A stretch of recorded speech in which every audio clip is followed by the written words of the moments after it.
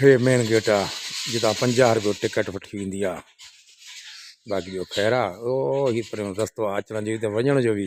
ठीकु आहे ख़ैरु आहे मोकिलणी आहे। अस्सलाम वालेकुम। या अली मदद मगर फ़कीर बंबोर कराची सिंध पर सॉरी बंबोर हिन वक़्तु ठटे ज़िले में आहे।